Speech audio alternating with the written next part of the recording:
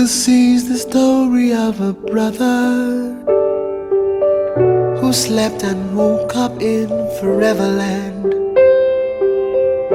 He looked around, nothing's familiar. He wondered how it got to be there.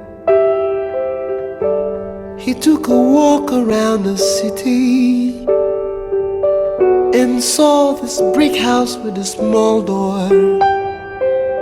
Walked into the room and saw a man in white. Bonjour, bien-aimés. Nous bénissons davantage le Seigneur dans sa grande fidélité. Il nous permet d'être réunis en ce matin en sa sainte présence. Et il nous donne ce privilège d'élever au-devant de lui ce qu'il attend de nous, c'est-à-dire le fruit de nos lèvres qui confesse son nom. Tout ce que nous pouvons lui donner. Alléluia. Et en ce moment, nous conduit dans sa sainte parole, ce moment d'édification.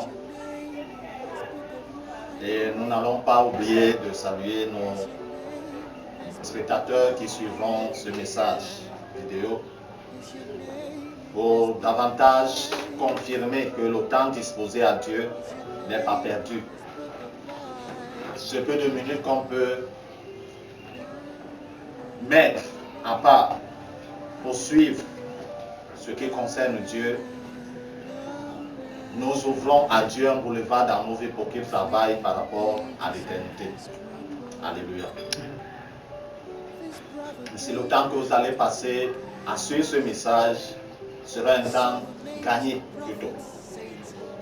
Et ce matin, nous voulons continuer sur ce message que nous avons commencé à explorer. Nous étions en train de parler du péché. Le péché, qu'est-ce que c'est? Donc nous avons vu dès le début que le péché, selon 1 Jean chapitre 4, le verset 3, il nous faisait comprendre que le péché était la violation de la loi. Ainsi, c'est sur ce point, ce thème que nous nous déployons. Et nous avons eu, par la grâce de Dieu, à dévoiler, à dénoncer ces choses qui ces pratiques qui se sont introduites dans l'Église, non pas d'elles-mêmes, mais que les hommes à qui Dieu a donné la charge avaient ouvert les portes pour que l'ennemi introduise ces pratiques au travers de ses agents dans l'Église, afin de faire pourrir l'Église de l'intérieur. Le message de l'Évangile ne s'adresse pas seulement à l'Église, mais elle s'adresse à tout être humain. Alléluia. C'est ce qui nous conduit ce matin à nous adresser à la société humaine tout entière, afin que chacun soit davantage au courant. Alléluia. Et comprenne l'interpellation de Dieu par rapport à ce temps dans lequel nous sommes. Quand nous lisons dans l'Épître aux Romains au chapitre 13, le premier, il nous est dit que chacun se soumette aux autorités qui nous gouvernent. Car toute autorité vient de Dieu et celles qui existent ont été établies par Dieu. Amen.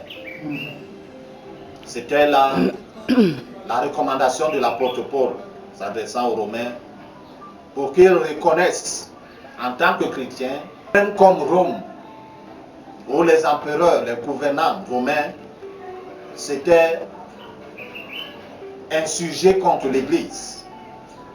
Tout au long du temps de leur règne, à persécuter l'Église, à massacrer les membres de l'Église, les disciples, véritablement.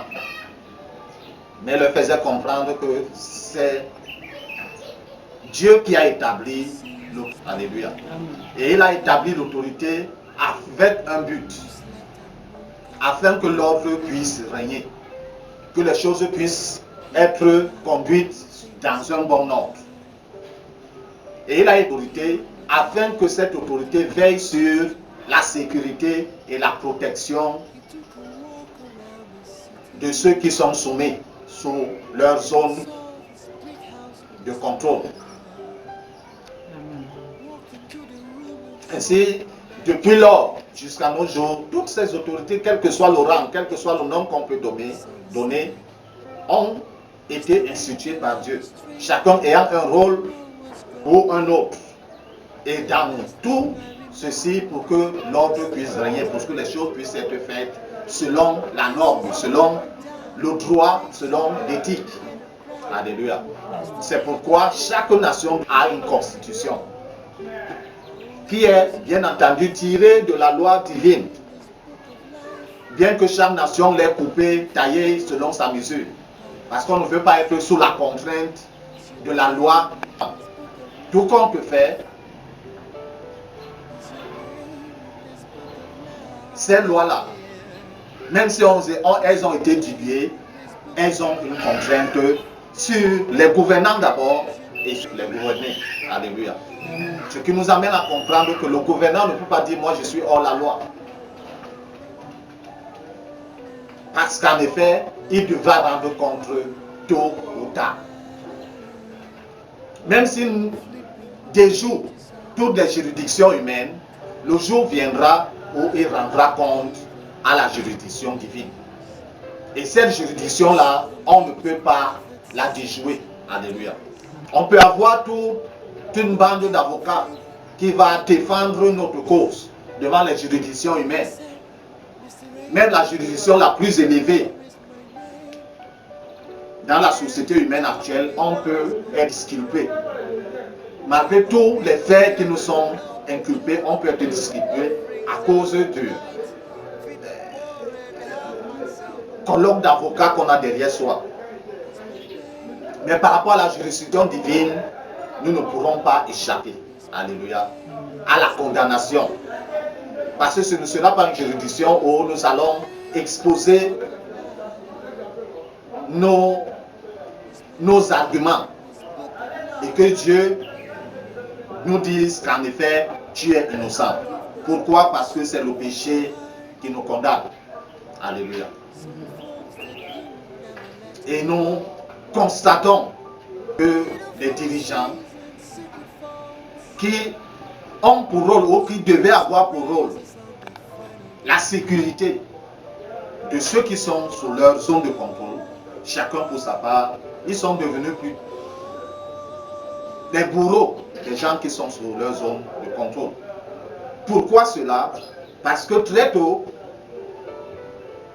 le diable s'est ingéré ou alors s'est avancé pour faire comprendre à l'être humain ou à l'esprit humain que c'est lui qui a le monopole du pouvoir. Alléluia. Par contre, il n'a qu'un certain pouvoir qui lui.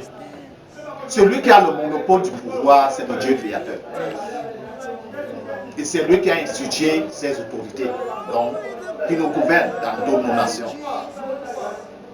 Et comme le diable a son tour de passe-passe pour faire comprendre à l'esprit humain que j'ai le pouvoir de l'autorité, j'ai le pouvoir, j'ai l'autorité, c'est moi qui gère, qui gouverne,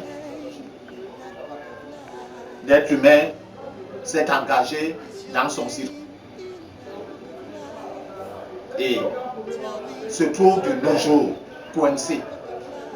Donc, plusieurs de nos gouvernants ont accepté, ont avalé la part que le diable a présentée. Comme nous pouvons le voir dans le livre de Luc, au chapitre 4.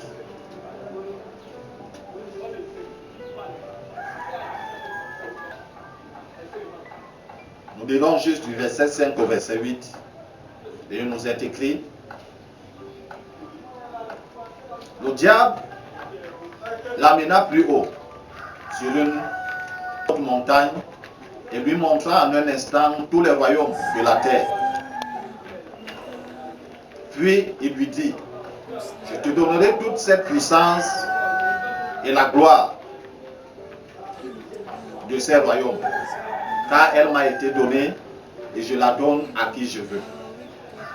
Si donc tu te prosternes devant moi, elle sera toute à toi. Jésus lui répondit, retire-toi Satan, en effet il est écrit, c'est le Seigneur ton Dieu que tu adoreras, c'est lui seul que tu serviras.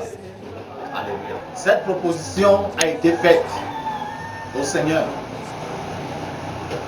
au Fils de Dieu qui a porté la chair humaine pour venir sauver l'humanité. La proposition du pouvoir lui avait été faite. Et bien entendu donnée par Satan le diable. Comme il a su bien lui dire, ce pouvoir m'a été donné. Non pas que cela lui a été donné, mais il a arraché cela par ruse. Parce qu'en effet, le pouvoir était entre les mains de l'homme, Adam. Mais par ruse, il l'a arraché. Et il propose donc le pouvoir, la gloire, la puissance au Fils de Dieu. Ce qui nous amène à comprendre que le diable n'a peur d'aucun être humain. Alléluia.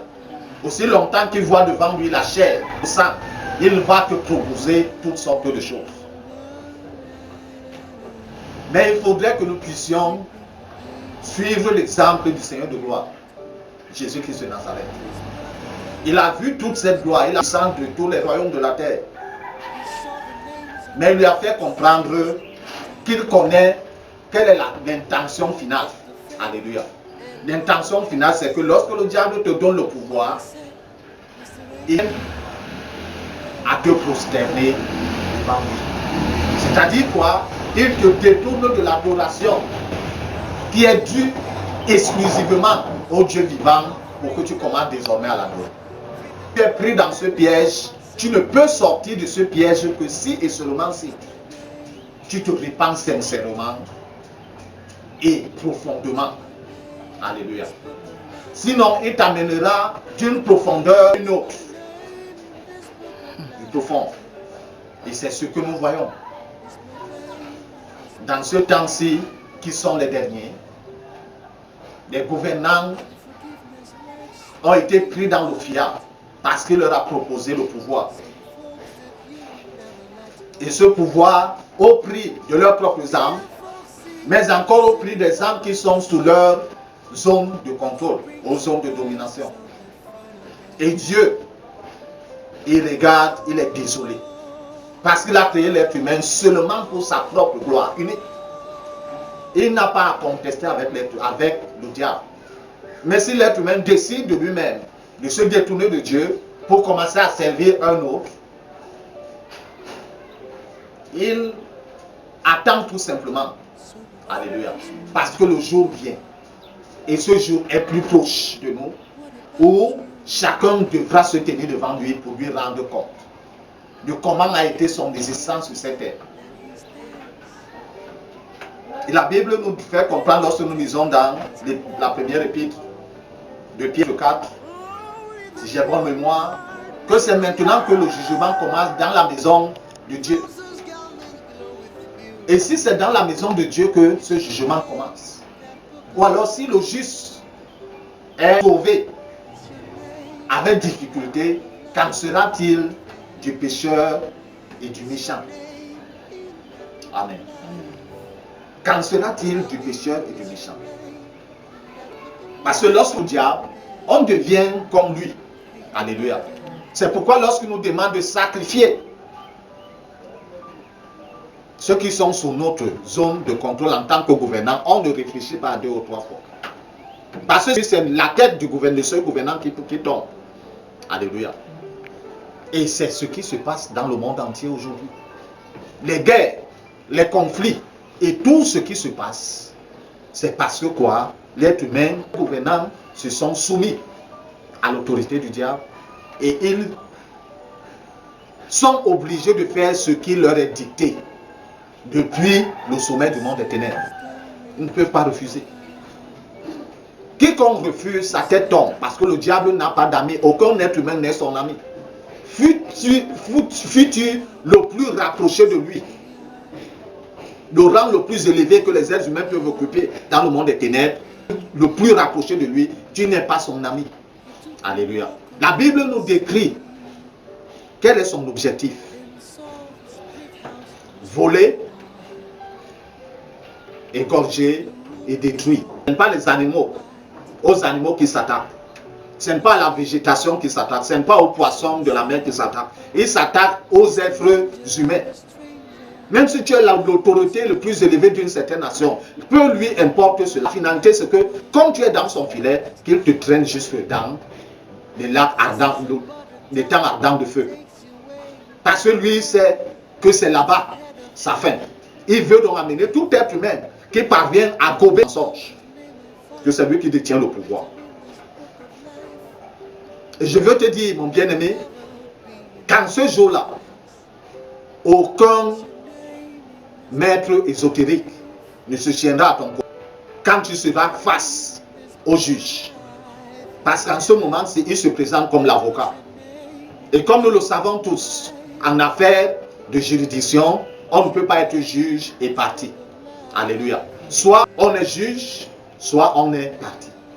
Le juge, c'est lui qui prononce la sentence. Celui qui est parti, c'est lui qui plaide la cause de l'inculpé. L'humanité tout entière est inculpée devant Dieu. Mais le Seigneur est présent comme l'avocat. Celui qui plaide la cause de tout être humain.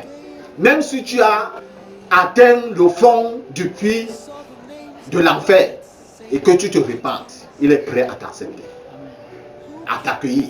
Il est prêt parce que son sang est très puissant pour te racheter.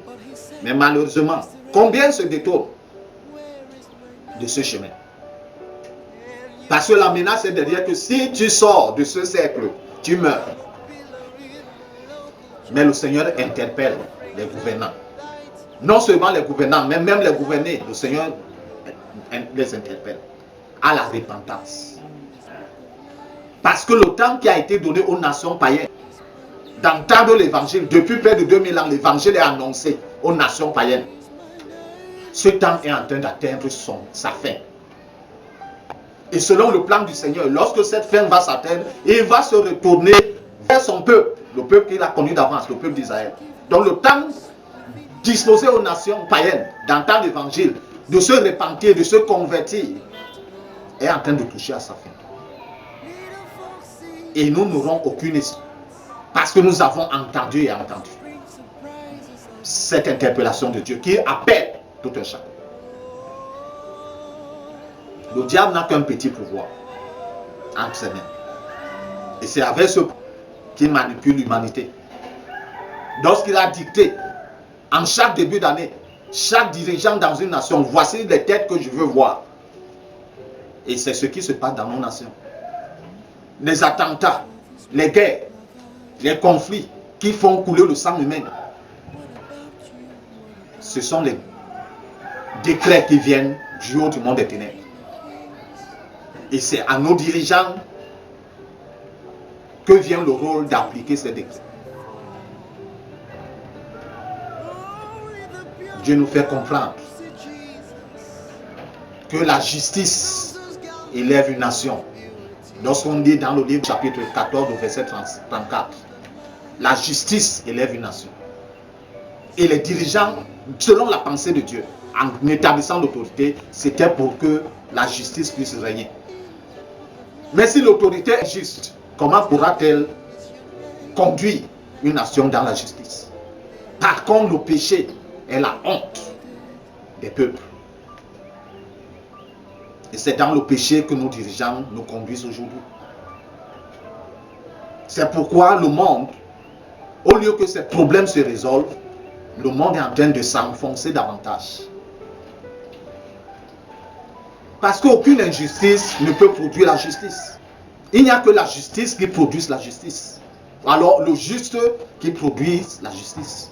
Il ne peut devenir juste que celui-là qui s'est réconcilié avec Dieu au travers du Seigneur Jésus-Christ, qu'il a accepté comme le Seigneur et le dirigeant qui peut fonctionner dans la justice. Et c'est par lui que Dieu peut passer pour étendre la justice dans sa zone d'influence. Par contre, si on n'est pas juste, on ne peut pas produire la justice. Or, le Seigneur a dit, venez à moi, vous tous, qui êtes fatigués et chargés, et je vous donnerai du repos. Dieu appelle nos dirigeants. Dieu appelle même les dirigés de venir à lui. N'êtes-vous pas encore fatigués de la destruction qui se sème dans votre zone de contrôle? Dans chaque nation, nous voyons la destruction qui se sème.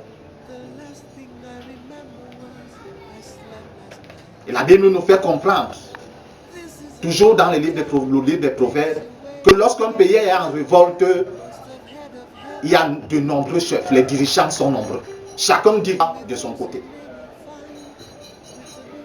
Que ce soit l'autorité réglementaire, que ce soit l'autorité rebelle, chacun aura des comptes à rendre à Dieu. Je disais tantôt qu'on veut même la Cour pénale internationale. Mais la justice divine, la Cour pénale divine, on ne peut pas la déjouer.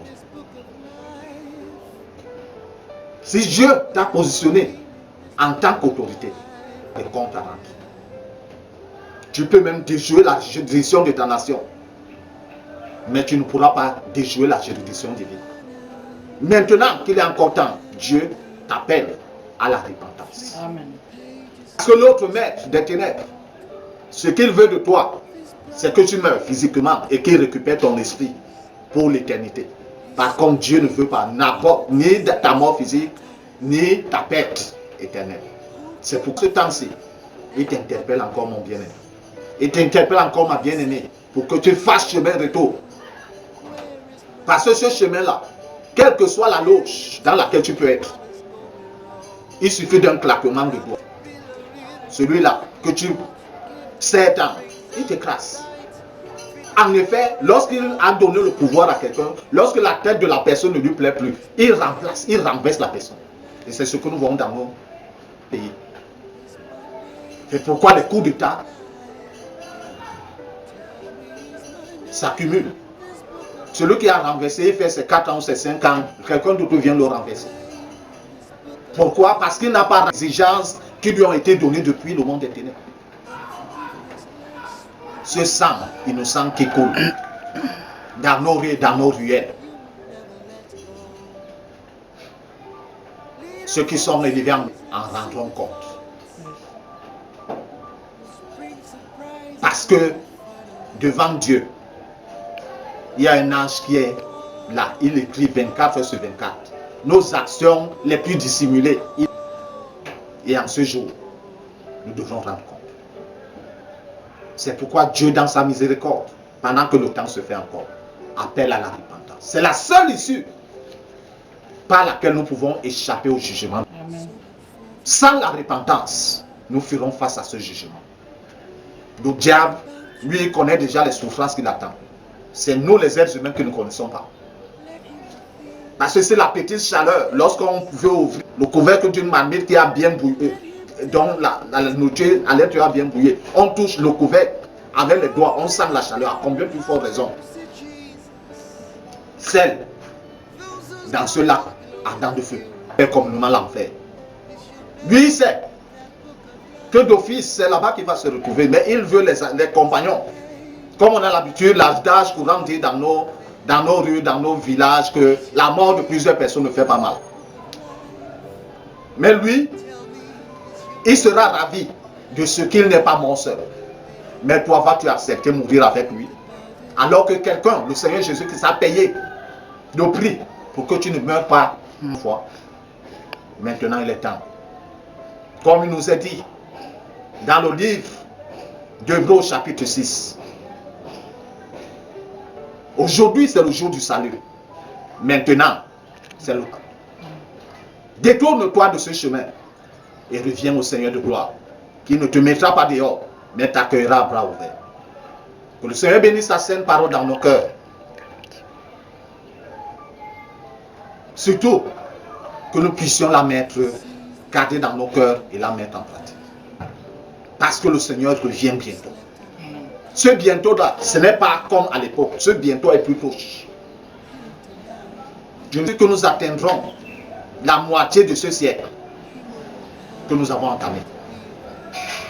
Parce que les prophéties qui ont été données sont en train de s'accomplir sous nos yeux. Nous ne voyons pas. Il est à la porte. Où te trouvera-t-il? Dans le chemin retour vers lui, ou encore entrant d'une profondeur des ténèbres à une autre? C'est à toi de répondre. Restez ainsi édifiés au nom de Jésus-Christ Nazareth. The last thing I remember was I slept last night. This is a border town that takes you where you get a crown. Must have head of heaven where you came from.